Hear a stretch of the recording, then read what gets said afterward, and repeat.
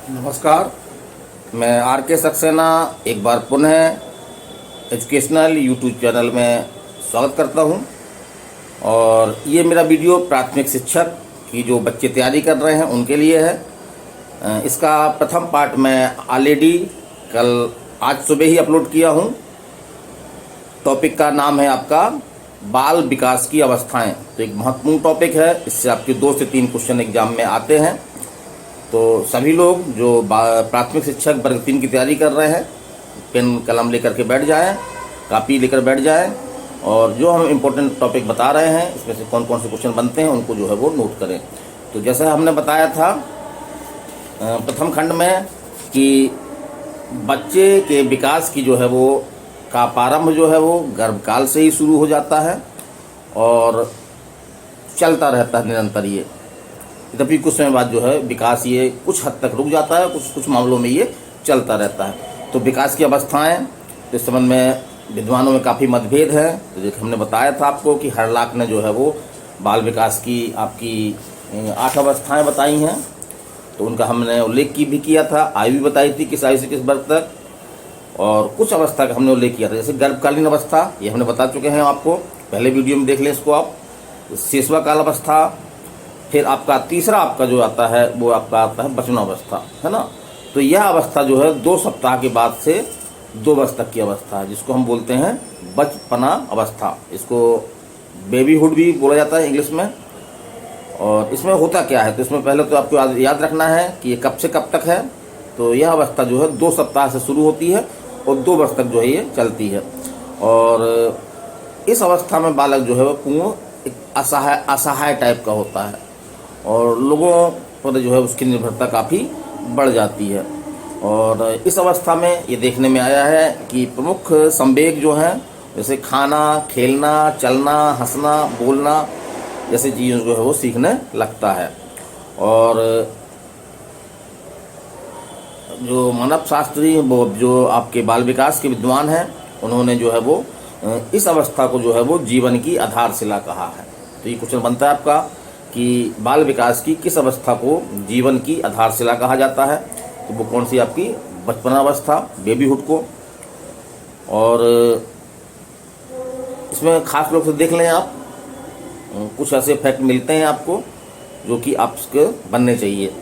और अगली अवस्था हम देखते हैं वो है बाल अवस्था, चाइल्डहुड। तो यह जो है वो तीसरे वर्ष के प्रारंभ से शुरू होती है और 13-14 वर्ष तक जो है अवस्था रहती है। तो 3 वर्ष से 13-14 वर्ष की अवस्था को जो है वो क्या बोलते हैं, बाल अवस्था, चाइल्डहुड अवस्था, है ना, चाइल्डहुड अवस्था।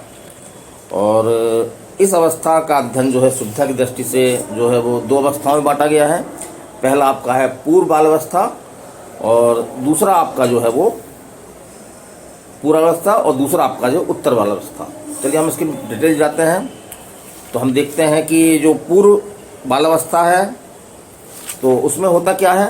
तो पूर्व अवस्था जो है वो ये स्वस्थ बालक की लंबाई लगभग जो है वो 47 इंच तथा उसका वजन लगभग जो है 47 से 48 पाउंड तक इसमें हो जाता है। कौन सी अवस्था में, पूर्व बालावस्था में।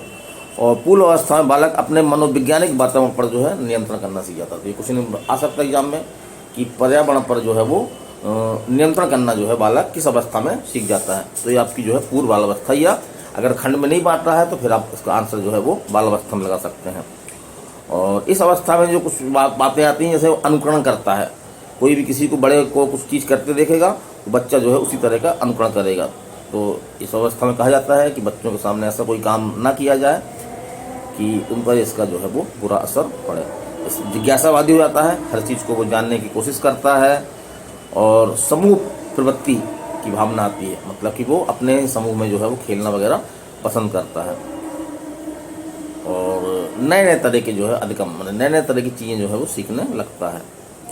और एक क्वेश्चन आपका ये भी आता है कि किस अवस्था को जो है वो खिलौनों की उम्र कहा जाता है। बाल विकास की किस अवस्था को खिलौनों की उम्र कहा जाता है। तो यही आपका बाल अवस्था आंसर है।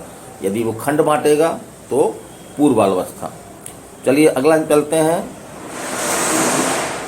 उत्तर बाल अवस्था। बाल अवस्था में हमने पहले बता चुके हैं आपको पूर्व बाल अवस्था, और अब हम बताने जा रहे हैं आपको उत्तर बाल अवस्था। तो इसमें कुछ देखें क्या इंपॉर्टेंट चीज़ है। लड़कियों में 6 से 13 वर्ष और लड़कों में 6 से 14 वर्ष तक इसकी जो आयु सीमा है। और इस अवधि में जो है शारीरिक परिवर्तनों की गति बढ़ जाती है, जैसे कि हमारे दूध के दांत निकल चुके होते हैं, स्थायी दांत निकल आते हैं, और यौन परिपक्वता तथा किशोरावस्था का जो है इसमें उदय होता है। और बच्चा जो है समाजीकरण की ओर बढ़ता है। बच्चा समाजी सोशलाइजेशन है ना, समाजीकरण की ओर जो बच्चा जो है वो बढ़ने लगता है। और बालक स्वतंत्र होना इसी अवस्था में जो है वो प्रारंभ करता है। चलिए आगे चलते हैं। तो अगली अवस्था है आपकी ब्रय संधि या पूर्व किशोरावस्था। ब्रय संधि या पूर्व किशोरावस्था, तो इसका कुछ भाग जो है उत्तर बाल अवस्था जो हमने बताया पहले आपको, और कुछ भाग जो है किशोरावस्था में पड़ता है। तो लगभग 2 वर्ष उत्तर बालावस्था और 2 वर्ष किशोरावस्था में पढ़ते हैं, इसलिए इस अवस्था को जो है वो ओवरलैपिंग पीरियड भी कहा जाता है। माने कि ब्रय संधि तो ये किन के बीच में होता है, ऐसा क्वेश्चन एग्जाम में आ चुका है। तो ये किशोरावस्था और बाल अवस्था के बीच में जो है वो एक अवस्था पाई जाती है, उसको बोलते हैं ब्रय संधि अवस्था। और लड़कियों में यह अवस्था जो है वो 11 से 15 वर्ष तक मानी गई है, तथा लड़कों में यह अवस्था जो है वो 12 से 17 वर्ष तक। तो इसको याद रखिएगा, लड़कियों में 11 से 15 वर्ष और लड़कों में आपका 12 से 17 वर्ष तक मानी गई है। और बड़ा ये कौतूहल वाली अवस्था होती है ना, जीवन में अस्थिरता, कौतूहलता, बच्चों में थोड़ा सा नकारात्मक प्रवृत्ति बढ़ जाती है कि हम ये काम नहीं कर सकते हैं या हमसे ऐसा नहीं होगा, ऐसा बोलने लगते हैं वो। और भावात्मक और ज्ञानात्मक बदलाव में भी जो तेजी से शुरू हो जाते हैं। इस अवस्था में बच्चे जो है वो स्वयं के बारे में जो है वो सोचने लगते हैं कि मैं क्या करूँगा, मैं क्या बनूँगा, इस तरह की बातें। चलिए हम अगला चलते हैं। अगली है आपकी किशोरावस्था। ये अगर बाल विकास की दृष्टि से देखी जाए तो ये अंतिम अवस्था है। तो बाल जीवन की यह अंतिम अवस्था जो है 14-15 वर्ष से लगभग 21 वर्ष तक की अवस्था को माना जाता है। 14-15 वर्ष से लेकर के 21 वर्ष तक के बच्चों की अवस्था को क्या बोलेंगे हम, किशोरावस्था बोलेंगे। और ये किशोरावस्था जो है वो सबसे बड़ी चुनौती है।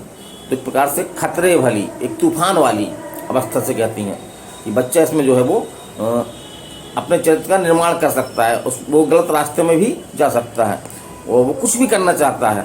तो इस तरह आपकी जो किशोरावस्था को जो है वो तूफानी अवस्था भी कहा गया है। और इसमें देखते हैं हम कि विपरीत सेक्स के प्रति जो है उसका आकर्षण काफ़ी बढ़ जाता है। और देखते हैं और क्या इंपॉर्टेंट चीज़ें इसमें, जवानी की दहलीज पर जो है वो कदम रखता है, इसको सुना सकता है आपका। और इस अवस्था में जो है उसका बाल जीवन जो है वो ख़त्म हो जाता है, उसके ऊपर जो जिम्मेदारियां आने लगती हैं।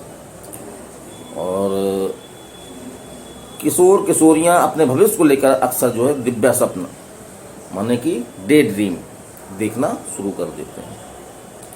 और अंतिम अवस्था यद्यपि बाल विकास के क्षेत्र में नहीं आती है, वो है आपकी पूर्णावस्था।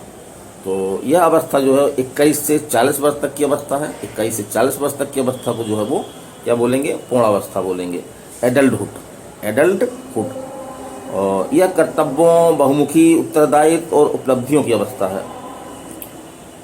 और हरलाक महोदय ने पूर्णावस्था में व्यक्ति का संपूर्ण विकास हो जाता है। ये पूछ सकता है कि व्यक्ति का संपूर्ण विकास जो किस अवस्था तक हो चुका होता है, तो पूर्णावस्था तक हो चुका होता है और विकास अपने चरम पर होता है। इस अवस्था में व्यक्ति का शारीरिक विकास पूर्ण होकर रुक जाता है। तो ऐसा क्वेश्चन पूछ सकता है कि किस अवस्था में जो है शारीरिक विकास जो है, हमारा जो शारीरिक विकास होता है, बच्चों का शारीरिक विकास होता है, तो वो कब रुक जाता है, तो वो आपकी पूर्णावस्था रुक जाता है। पर व्यक्ति सामाजिक, मानसिक व आर्थिक विकास करता रहता है। तो यहाँ पे पूर्ण विकास नहीं रुकता, केवल शारीरिक विकास रुकता है। लेकिन अन्य तरह के विकास जैसे आपके सामाजिक विकास हैं, मानसिक विकास हैं, आर्थिक विकास हैं और अन्य तरह की विकास हैं, तो वो जो है आपके चलते रहते हैं। तो मेरा एक छोटा सा टॉपिक था ये आपका मानव विकास की अवस्थाएं, जो प्राथमिक शिक्षक वर्ग 3 के लिए विशेष रूप से मैं बता रहा हूँ। तो इसका ये दूसरा खंड था। यदि आप इसको दोनों वीडियो देख लेते हैं तो संपूर्ण रूप से मेरा मानना है कि आपसे जो है वो 2 से 3 क्वेश्चन आपसे आराम से बन जाएंगे। तो इसी तरह के मैं टॉपिक लेते आऊँगा। खासतौर से इस समय आपका मध्य प्रदेश प्राथमिक शिक्षक के बारे में, जो वर्ग 3 के बारे में वीडियो बना रहा हूँ। तो आप घर बैठे भी वीडियो देख सकते हैं। यदि आप कोचिंग आना चाहते हैं तो हमारा एक नया बैच स्टार्ट हुआ है संविदा वर्ग 3 के लिए। तो उसके संबंध में आप डिस्क्रिप्शन में हमने मोबाइल नंबर दे रखा है, उससे आप बात करके जानकारी ले सकते हैं। तो मैं अगले वीडियो तक विदा लेता हूँ। नमस्कार, धन्यवाद।